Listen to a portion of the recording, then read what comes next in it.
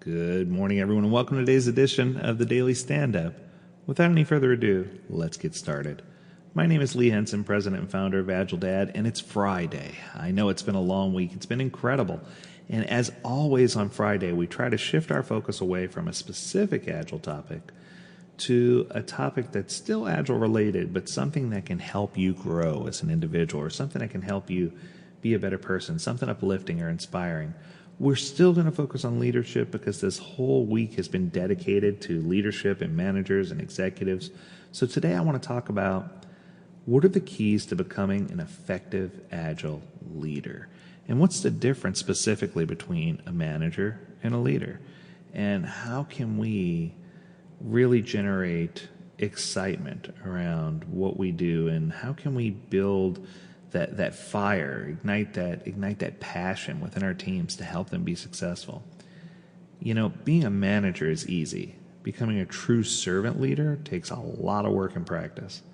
Learning to put the needs of others first and losing yourself in the service of them are key components to facilitating a successful Agile implementation. I can't tell you how many leaders I see that are standoffish or have poor bedside manner, and their Agile implementation suffers as a result. You know, it's important that we understand that we can really drive value and we can help, excite and ignite passion within the teams by empowering and allowing them to do the things that they do. Agile leaders trust at every level that the work will be done, and they resist the urge to put undue pressure on teams or individuals in order to gain or elevate their efficiency numbers. Discovering and implementing techniques such as Team John from AgileDad allow the organization to grow and scale while still remaining focused on clear targeted initiatives. Now, if you haven't heard of Team John before, that's okay.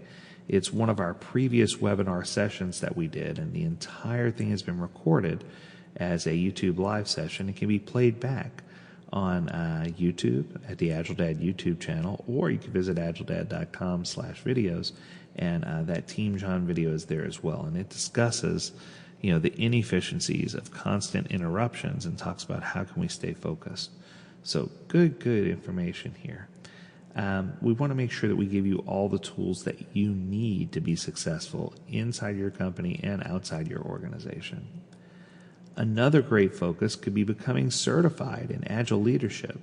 That's a great way to show the organization that you're serious about organizational change and ready to implement true business agility, and that it's not just something that one of your competitors are doing that now all of a sudden you say, yeah, that's a good idea, now I'm going to do it. We want to let the organization know as a leader that you not only support this, but that you're all in, that you 100% have bought into this, and that you understand. And I think that this is a cause for some separation. And let me explain. I feel like too many people do Agile in name only or Scrum in name only. And what ends up happening is they create an environment where trust isn't there, where people are still expected to give time-based estimates for everything they're going to deliver, and they're consistently wrong. And it creates this nightmarish craziness that people try to work in, and it creates an environment where people become cynical and scared and unhappy in the workplace. And we certainly, don't want that. So the question becomes, how do I stop being a manager and start being a leader? And I want to zoom in on this, and I want you to think this through. I think if I put myself in the mind of a manager drives resources. They treat people like they're fungible, they're completely swappable. One is the same as the next. We can find somebody else with that skill set. You often hear people say, just throw more people at it, or how many resources do you need for this, or what's our head count on this project?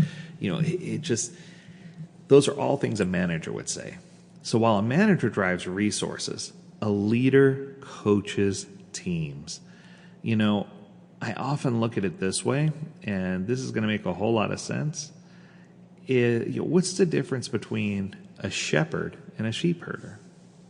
Well, the shepherd The shepherd walks behind his sheep the sheep herder walks behind his sheep and pushes the sheep forward, making sure that the sheep all are in one direction, and the sheep herder's behind him just driving and pushing and making things happen, just like a good manager would do.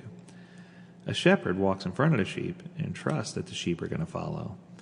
So that coaching mentality and that understanding that the people, and in no way am I insinuating that the people are sheep, but that the people have empowerment, that they have the ability to choose, that they have agency, that they can make decisions, that they'll stay on the path. It's important to establish that level of trust.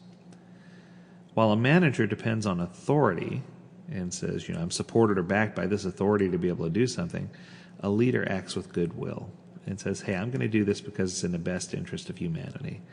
And I think that that's just so important. A manager inspires fear. I heard a motivational speaker, a keynote speaker, his name is Jeff Havens, and he has a whole presentation about unleashing your inner tyrant. And there's a funny section there where he talks about, do you want to be the leader that instills fear in everyone? So when you walk down the hall, people are like, oh my goodness, here he comes, and they clamor in fear and just kind of drop to the floor or hide behind things, And I thought that was pretty funny the way he described it. But his whole point was, instead of inspiring fear, true leaders find ways to generate enthusiasm and to get people excited about what we're doing, what we're building, what our product or service is, and how it's going to impact mankind and womankind.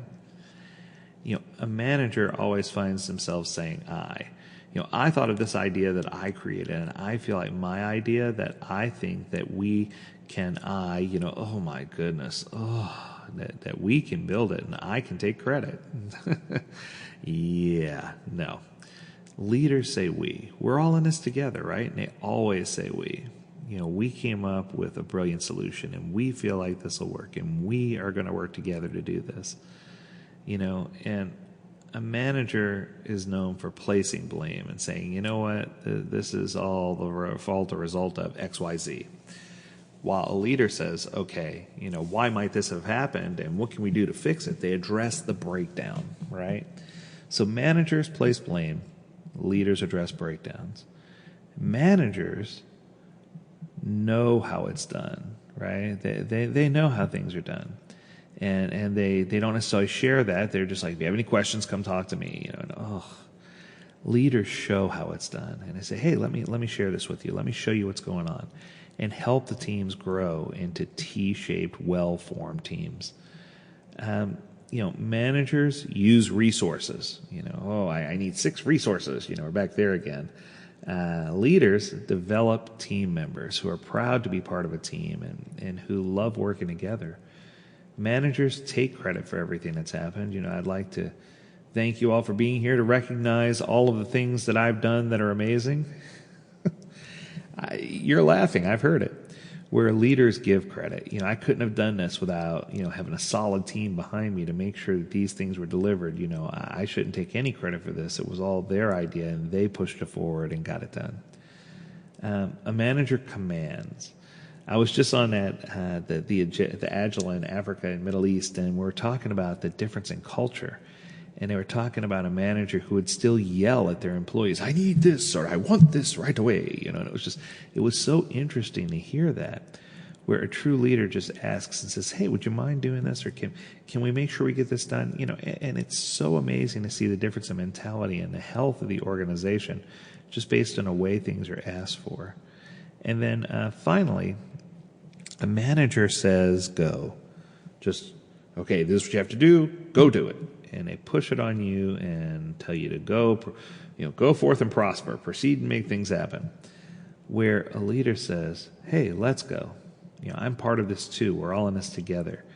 And I think that when you can establish that everyone is in this fight together, that we're all running the same race, that we all have, things that we can do to help build better products and services, that we all have things we can do to help build the Agile Center of Excellence within our organization, that's when we're going to recognize success. And that's when we're going to be able to jump in and have those aha moments and really deliver things that go pow, so that people, can get to the point where they enjoy the Agile implementation and they know what they should be doing and they feel good about your leadership. And what I can assure you is this, that if you step out of the role of manager and into the role of leader, you're going to quickly discover that there's greater happiness there for you too.